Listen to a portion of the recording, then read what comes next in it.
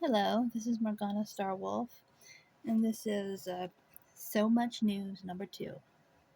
So let's get started.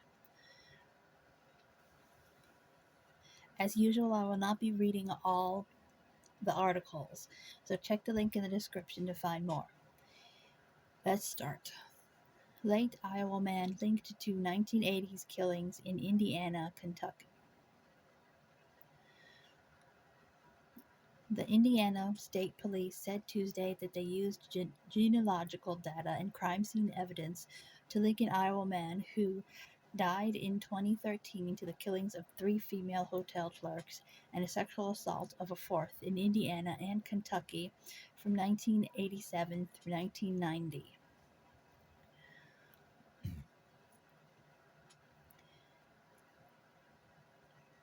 Check the link in the description for more.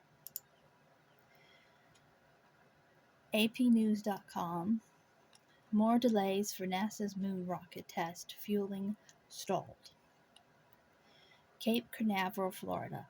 NASA's dress rehearsal for its Mega Moon rocket is off until at least this weekend because of a pair of technical problems that kept stalling a fuel test. Launch managers tried twice, once Sunday and again Monday, to load nearly 1 million gallons of fuel into the 322-foot, 98-meter rocket known as Space Launch System, or SLS. Balky fans at the launch pad thwarted the first effort, while an improperly closed valve halted the second attempt. Check the description for more. Another one from APnews.com. Residents evacuated from Florida apartments deemed unsafe. North Miami Beach, Florida. Residents of a 5-story apartment building near Miami have been evacuated after an engineer said its foundation was unsound, as officials heightened focus on the safety of aging buildings following last year's deadly Surfside condominium collapse. The evacuations Monday and Tuesday were at the Bayview 60 Homes Tower, built in 1972 in North Miami Beach, and came during one of the structure's recertification inspections required by the county every 10 years following its initial 40-year recertification.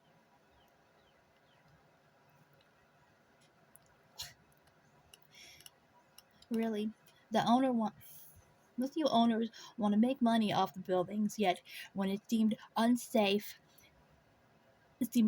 or has other problems, you won't be making much of money of anything, will you? I mean, hello, common sense would tell you to fix the dang thing you want to make the most money. Instead, you want to treat people awful and not fix anything, and then you expect them to pay money. Are you kidding? Yes, he speaks from experience. Ugh.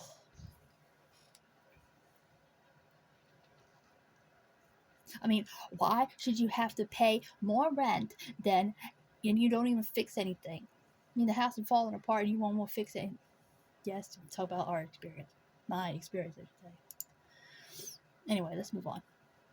Another one from apnews.com. I'm not even pronounced that. Huge cultivar, however you pronounce it, a different approach to raised beds mounts.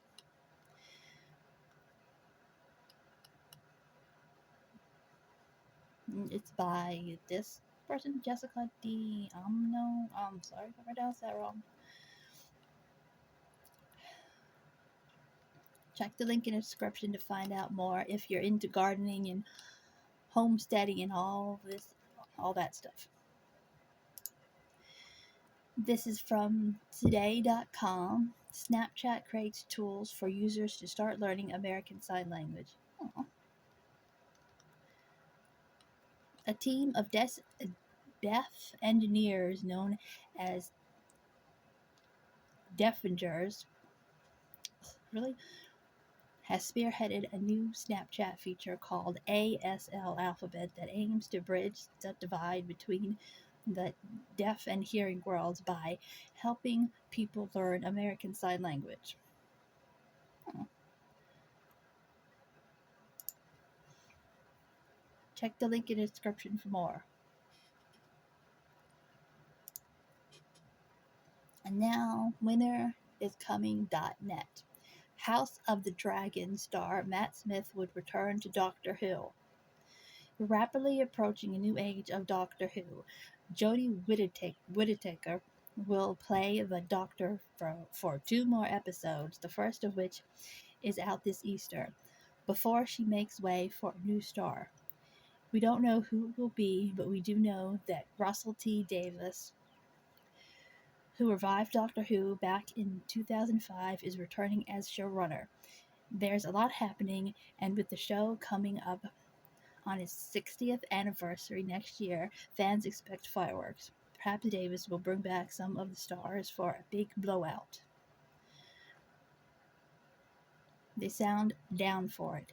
Just the other day, Karen Gillan, who played the companion Amy Pond during Matt Smith's tenure as the 11th Doctor, said she would return if she had the right co-stars, particularly Smith and Arthur Deverell Roy. Smith at least sounds like he's in. Check the link in the description for more. Again with winteriscoming.net. The Witcher Season 3 has reportedly begun filming.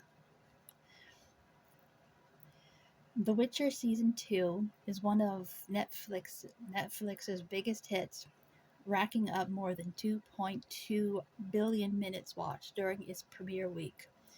Whether they first found the series through the books or the video games, people have loved Geralt of Rivia, Ciri and Yennefer of Wittenberg for years, and now they're getting exposed to a whole new audience through the TV show. Of course, when any season for a massively popular show ends, people always ask the same thing: when will we see the next one? Especially if it's a good TV show. Even on a streaming network. I mean, they're good, then of course people are going to be flocking back to watching it because it's so good. Sorry, fangirl leak there. Again, winteriscoming.net. CD Projekt Red announces new Witcher video game. Oh my crap. Witcher fans soon will be back on the path. CD Projekt Red, the studio behind the wildly successful Witcher video game franchise, has just announced that a new installment is coming in series. The Witcher 3 Wild Hunt is one of the most successful games of all time. It won upwards of 250 Game of the Year awards and played a critical role in the Witcher novels getting translated into tons of new territories, which of course led to the massively popular Netflix series. Ever since The Witcher 3, fans have been clamoring for a new game in the franchise. For their part, CD Projekt Red has played coy. The final expansion of The Witcher 3, Blood and Wine, saw Geralt of Rivia entering into retirement of sorts in the rolling, sunlit hills of however you pronounce the name. It was an excellent send-off for the character, so it made sense that CD Projekt Red wasn't eager to dive into another game. Yet now an official announcement is here. A new mainline Witcher game is coming. Check the link in the description for more. Oh boy. And last one from winteriscoming.net. HBO's Game of Thrones prequel show isn't coming out in April 22. Well, crap. House of the Dragon is HBO's upcoming Game of Thrones prequel show. Set some 200 years before the story we know, it tells the tale of the Dance of the Dragons, a brutal Targaryen civil war that tore Westeros apart. We've known for a while that the show was coming out this year, but recently We finally got a firm release date, August 21. So we have some months to wait before we get to return to Westeros, but it's finally in sight. Check the link in the description for more. This one is ancientorigins.net. Mad Monarchs and Dragons is the truth behind the fantasy world of J.R.R. Martin. Oh boy. There's a saying stating that books are written from other books. Keeping this in mind, new books draw on ideas, aspects, and inspirations contained within the pages of other already existing books. In a way, this also applies to the fantasy realm created by George R.R. Martin, which offered the world the highly successful TV series Game of Thrones and the upcoming prequel series House of the Dragon. In both of these works, we have more than a few examples of mad monarchs, male and female, and dragons that serve the good or the bad. Thinking about the vast fictional mythology present in George R.R. Martin's fantasy world raises one major question. Is there any real fact or actual truth behind it? And if there is, then what is it? So let the quest for truth begin. Check the link in the description for more. And some of it's not mythology, some of it actually happened. Some of it actually exists, actually happened, while other parts of it is fantasy.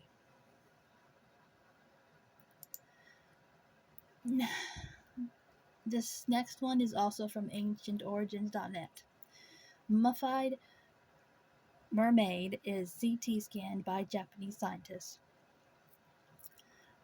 The origins of a bizarre creature that resides in a Japanese temple are being studied. While the so-called mermaid is worshipped as such, a folklorist suspects this is another P.T. Barnum special. Mermaids. The body found was widely successful 2012 Montmartre. Oh boy. Apparently I can't talk right today. Television program presented as a factual documentary on American TV channels, Animal Planet and Discovery Channel. Oh boy. Telling the story of a facts scientific team investigation into the idea that mermaids are real. Millions of people tuned into this show, representing Animal Planet's largest audiences ever. Now a 300-year-old mummified mermaid is making headlines in Japan. The bizarre-looking 12-inch, 30.48 centimeters creature was caught between 1736 and 1741 in the Pacific Ocean, off the Japanese island of however you pronounce that. Now kept in a temple in the city of however you pronounce that. The creature's top half features a hairy head with a twisted face and pointed teeth, but its hands dangle around a fish-like lower body.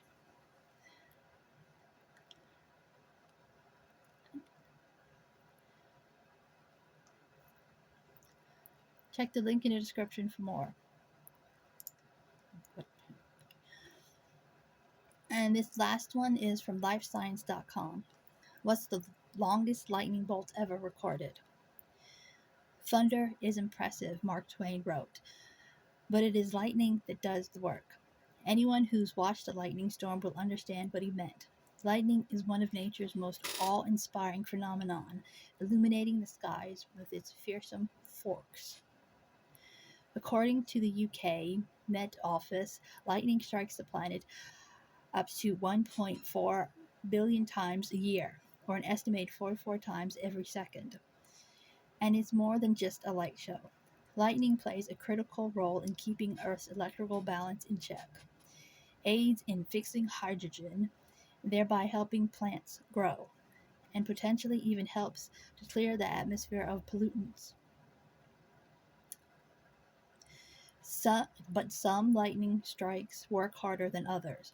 While most lightning flashes measure 2 to 3 times, 3.2 to 4.8 kilometers in length.